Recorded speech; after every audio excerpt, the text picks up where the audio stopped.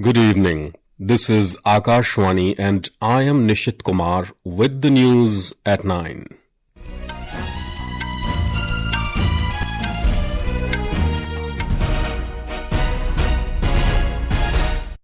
The headlines. Prime Minister Narendra Modi inaugurates and lays foundation stone of multiple development projects worth around 33,500 crore rupees in New Delhi. Says facilities and infrastructure in the national capital are being steadily strengthened and expanded. Prime Minister Modi accuses TMC government of insulting President Droupadi Murmu on lapses at West Bengal event. President Droupadi Murmu stresses on equal participation of women to achieve development in true sense. Second phase of budget session of Parliament begins tomorrow. Lok Sabha to take up resolution seeking removal of Speaker Om Birla. Israel renews assault on southern Lebanon, 12 killed including 2 soldiers. In All England Open Badminton, India's Lakshya Sen settles for runners-up title, losing to Chun-Yi of Chinese Taipei in men's singles final. And in ICC Men's T20 World Cup final, India set a target of 256 runs for New Zealand in Ahmedabad.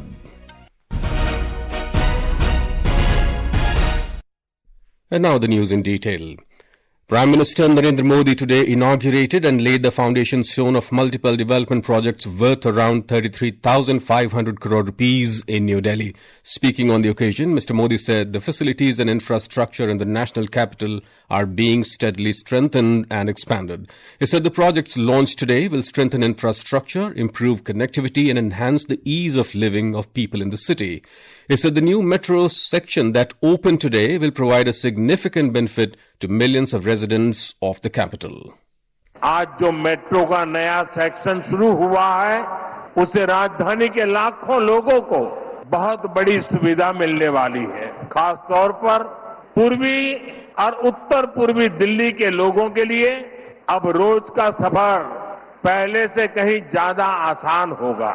इन सबके साथ ही गाजियाबाद, नोएडा, फरीदाबाद और गुरुग्राम जैसे NCR के शहरों से दिल्ली के अलग अलग हिस्सों में आना जाना और भी आसान हो जाएगा. Prime Minister said India is scripting a new chapter in women empowerment and they are playing an important role in the country's development. He said under the leadership of Delhi Chief Minister Rekha Gupta, the national capital is witnessing continued development. Prime Minister Modi alleged that for nearly 10 years, the Aam Aadmi Party government in Delhi had stalled every development work. On lapses at President Droupadi Murmu's event in West Bengal, Prime Minister Modi accused the TMC government in West Bengal of insulting President Murmu. He said President Murmu had gone to West Bengal to attend a major festival of the tribal community and instead of honoring the president, the TMC boycotted the event. एक आदिवासी राष्ट्रपति का गौर अपमान करने वाली TMC की एक गंदी राजनीति और सत्ता का अहंकार बहुत ही जल्द चूर चूर होकर रहेगा. पश्चिम बंगाल की प्रबुद्ध जनता टीएमसी को एक नारी के अपमान के लिए, एक आदिवासी के अपमान के लिए और देश के महामना राष्ट्रपति के अपमान के लिए कभी भी माफ नहीं करेगा. The BJP has criticized the TMC government in West Bengal for not maintaining protocol during the visit of President Droupadi Murmu and abruptly changing the venue of International Santhal Conference held in the state yesterday. Addressing the media in New Delhi today, senior BJP leader Ravi Shankar Prasad said opposition allies including the TMC have leveled allegations that the constitution is under threat, but the TMC has brought disrespect to the country's highest constitutional authority through its conduct. Mr. Prasad condemned the Mamata Banerjee-led government for this act. सब लोग बात करते हैं कि संविधान खतरे में है. Everyone says that the constitution is in danger. Today, due to Mamata ji and her government's behavior, the president who is sitting at the top of the country's constitution has been insulted. I am openly condemning Mamata ji's government and Mamata ji herself. ममता जी की सरकार और ममता जी का स्वयं. In the backdrop of the controversy relating to the breach of protocol during the President Droupadi Murmu's visit at the International Santhal Conference in Siliguri, West Bengal, State Chief Secretary Nandini Chakrabarti has sent a report to the Union Home Secretary.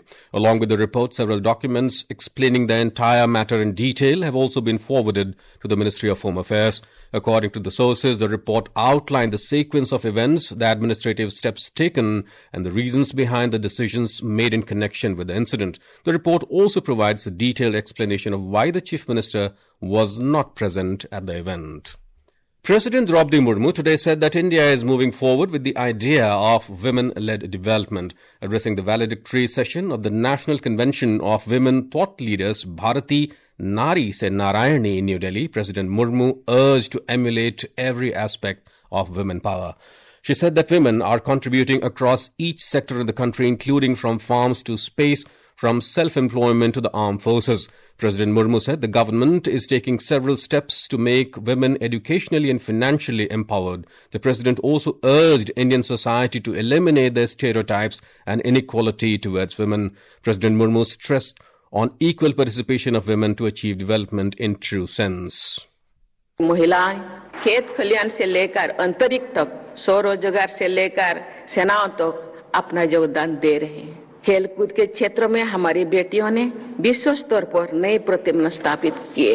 ये बहुत प्रसन्नता की बात है कि महिलाओं के स्वास्थ्य, शिक्षा, सुरक्षा एवं आर्थिक सशक्तिकरण हेतु किए जा रहे राष्ट्रीय प्रयासों के बल पर अनेक क्षेत्रों में हमारी बहनों और बेटियां ये भागीदारी उनका बढ़ी है। Earlier, President Droupadi Murmu said that when women are given opportunities and support, they can achieve excellence in every field. Addressing a national-level celebration on the occasion of International Women's Day in New Delhi today, the President said that women have taken the lead in all spheres, be it entrepreneurship or corporate world. She said India is rapidly moving towards women-led development and women's participation in the workforce has increased. President Murmu highlighted that the schemes like Beti Bachao Beti Padhao, PM Mudra Yojana and Mission Shakti have led to empowerment of women. आज हमारा देश women lead development की दिशा में तेजी से आगे बढ़ रहा है। पिछले एक दशक में महिलाओं के सामने आने वाली रुकावटों को दूर करने के लिए मजबूत नींव रखी गई है। भारत ने स्कूल एजुकेशन में जेंडर पैरिटी प्राप्त कर रही है। हायर एजुकेशन में भी ग्रोस एनरोलमेंट रेशियो की दृष्टि से बेटियों की संख्या अधिक है। The second phase of the budget session of Parliament will commence tomorrow and will continue till the 2nd of April. Lok Sabha is scheduled to take up a resolution seeking removal of Speaker Om Birla tomorrow. The notice will be moved by 3 Congress members Muhammad Javed, K. Suresh and Mallu Ravi. If the resolution is taken up by the Lok Sabha, Mr. Birla will not preside over the proceedings and instead he will sit among the members. We have more from our correspondent. During the first leg of the budget session last month, opposition had submitted a no-confidence notice to the Secretary General of the Lok Sabha seeking the removal of the Speaker. In the notice, they have accused Mr. Birla of acting in a partisan manner. It was signed by 118 MPs, including members from Congress, Samajwadi Party, DMK, Left and others, except Trinamool Congress. The BJP and the Congress have issued a 3-line whip to their Lok Sabha MPs, directing them to be present in the House till Tuesday.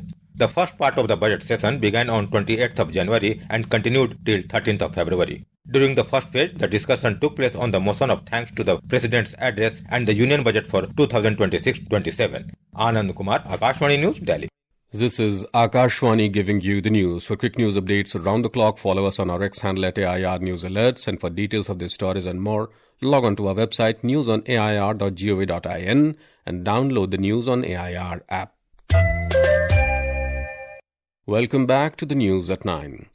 The Election Commission of India, led by Senior Deputy Election Commissioner Gyanesh Bharati, held a meeting with the Chief Electoral Officer of West Bengal, Manoj Agrawal, today. The 4-member Election Commission team, led by Mr. Bharati, arrived in Kolkata today ahead of the upcoming Assembly election in West Bengal. Later today, the full bench of the ECI, including the Chief Election Commissioner Gyanesh Kumar, will arrive in Kolkata for high-level meetings to review the preparedness for the upcoming election. The ECI will hold meetings with representatives of all political parties tomorrow. In Nepal, the final results of the 159 constituencies have been announced for the election to the House of Representatives. Counting of votes for 6 constituencies is underway. The Rashtriya Swatantra Party has emerged as the leading party, winning 122 seats and leading in 3 others under the first past the post system. The Nepali Congress has won 17 seats, while the UML has secured 7 seats and is leading in 3. The NCP has won 7 seats and is ahead in 2 constituencies.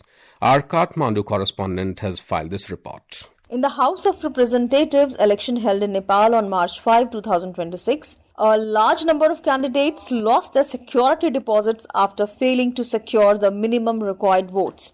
According to the election law, candidates must obtain at least 10% of the total valid votes in their constituency to retain their deposit submitted during the nomination. The amount of security deposit is NPR 10,000 and 50% discount for women and disabled candidates. However, preliminary results from several constituencies show that only a few candidates crossed this threshold. Shweta Singh, Akashvani News, Kathmandu. Israel renewed its assault on southern Lebanon early today, reportedly targeting commanders from the Lebanese branch of Iran's Revolutionary Guards Force. The latest strikes came a day after an Israeli attack on an oil storage facility in Tehran. According to the Lebanese Health Ministry, Israeli airstrikes killed 12 people, including 2 soldiers in southern Lebanon. Local media also reported that an Israeli drone struck a hotel in Beirut, killing 4 people and injuring 10 others. The deaths came on top of yesterday's toll of at least 47. The UAE's Ministry of Defense said that its air defense systems intercepted and destroyed 16 ballistic missiles and 113 drones today as part of a new wave of attacks targeting the country.